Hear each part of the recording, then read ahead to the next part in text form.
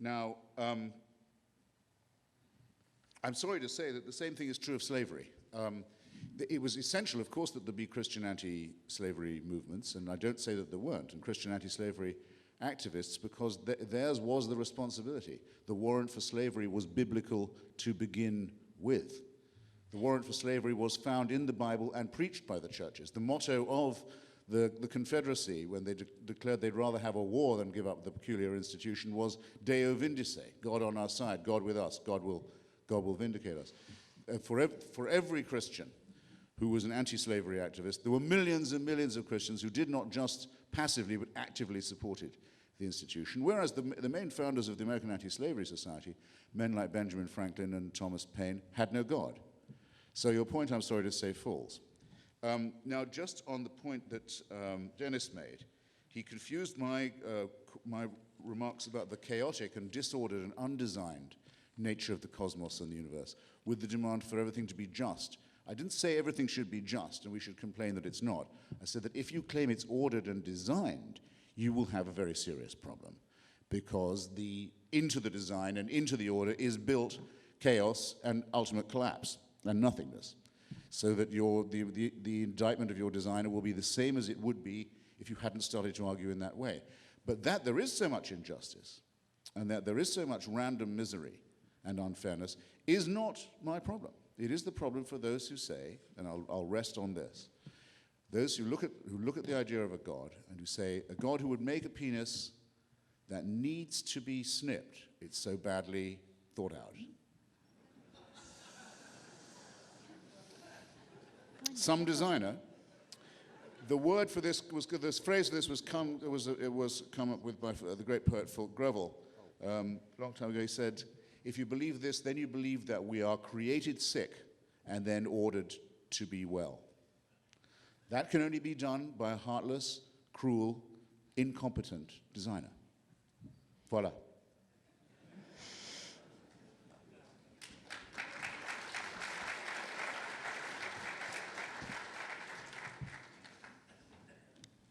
If I designed the world, I would have designed it differently as well. I would have definitely made celery fattening and cheesecake healthy.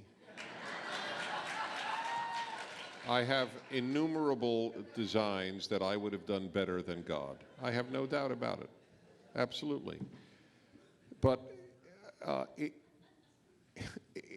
to me, it's meaningless talk. I mean, these are the things that, I argued with kids in the 3rd grade. They'd say, Dennis, you believe in God? I'd go, yeah. Oh, really? You think he's all powerful? I'd go, yeah. Well, is he so strong that he can make a rock so heavy that he can't lift it? And then they'd walk away thinking they had just, discovered America, that they had just this brilliant insight. Or, well, if everything needs to be started, who started God? These are not serious arguments. God is not natural, so therefore God doesn't need to be started. Only things within nature need to be started because everything in nature did. As for design, of course, I told you, I admit it, I have design questions. But if you look at the spectacular way in which the brain, the eye, the body works, my brother was at Harvard Medical School when he came to firmly believe in God, and he did so looking at the cell. The infinite complexity of just one cell with the endoplasmic reticulum and the Golgi bodies and everything else that is happening in there. Now, of course, you could say it happened on its own, and that's what I began by saying. Since neither of us has proof for our position, it's, to me, a matter of common sense. That's all. One just asks, what is the likelihood of it coming about on its own versus the likelihood of its having been designed? There are scientists who are also stymied by this question, and they have posited, since they refuse to believe in a supernatural deity, they have posited that extraterrestrials planted seeds here, because it seems so inconceivable that this just happened in earthly terms.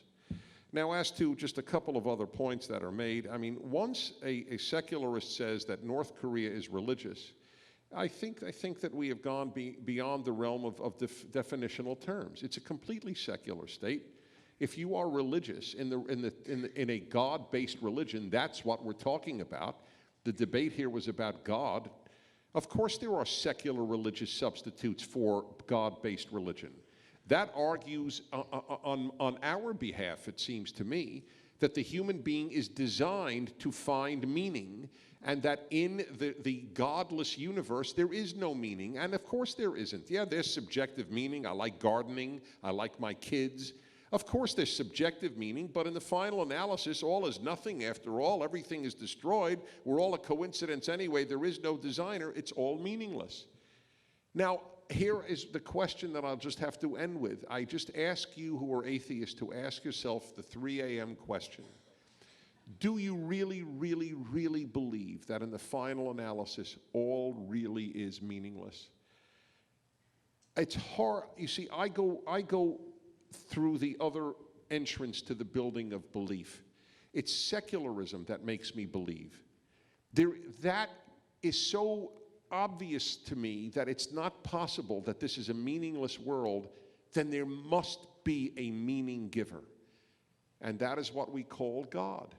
Do I have problems? Who thinks and doesn't have problems?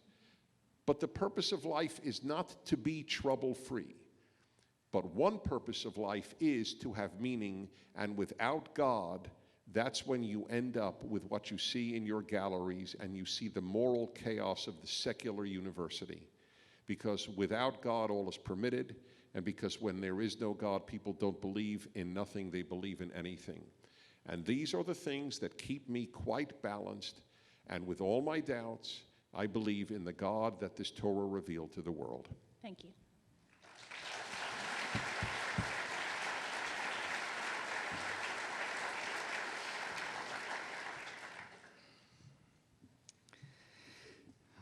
I must say I love these debates, and I particularly like these rebuttals. I always feel a bit like Winston Churchill said he felt during the Boer War. He said, it's always exhilarating to be shot at without result. So I want to begin by addressing briefly slavery. Remember that slavery was for many centuries like the family. It was taken for granted. Slavery existed in the ancient world, and in fact, you had something very close to what we would consider atheists in the ancient world. Christopher mentioned Lucretius, Epicurus, Aristotle in some sense. He posited a first mover. They were not in any profound way bothered by slavery. Nobody was. Slavery only became controversial within what we could call Christendom.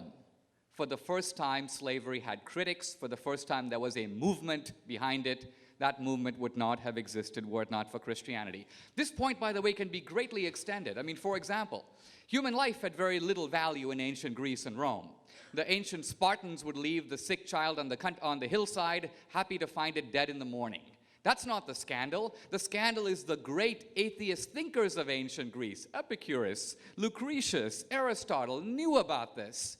But they viewed this with complete equanimity. It didn't bother them. It was no big deal. Why? Because the idea of the sacredness and preciousness of every human life, this comes through Judaism to Christianity. These are new things, if you will, that Judaism and Christianity brought into the world. Now,